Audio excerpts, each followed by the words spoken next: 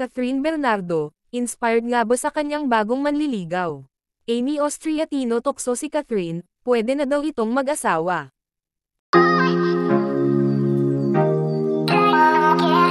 Tinutokso si Catherine Bernardo ngayon ni Amy Austria, kung saan ay nagluluto ito ng kanilang pagkain kung saan ay nasa Canada ito para sa kanilang taping with Alden Richards at iba pang mga kasamahan.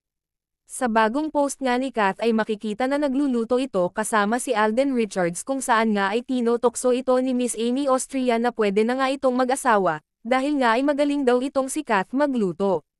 Marami namang mga Kathden fans ang kinilig at natuwa sa naging reaction ni Miss Amy, dahil nga ay parang nagpaparinig daw ito sa dalawa.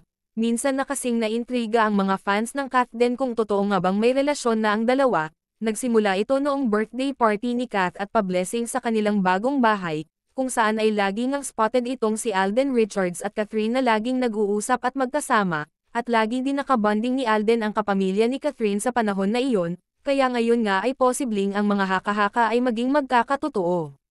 Samantala, simula nang maging single na itong si Catherine, ay maraming mga nalilink dito at isa na nga ang mayor ng Lucena City. Sa ulat ng PEP noong Lunes ika-29 ng Hulyo, mababasa roon na si Lucena City Mayor Mark Alcala umano ang bagong nanliligaw kay Catherine. Pero bago pa man ito, nauna nang nalink kay Catherine ang mga aktor na sina Jericho Rosales, Alden Richards, Donnie Pangilinan at Dominic Roque, matapos silang maispetang kasama ang aktres sa ilang okasyon at gala niya.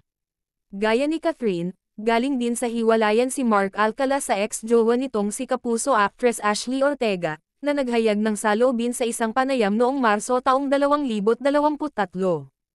Ayon kay Ashley, dalawa ang dahilan ng kanilang breakup ni Alcala. Masyado raw silang naging abala sa kani-kanilang trabaho lalo na ng mahalal na mayor ang huli.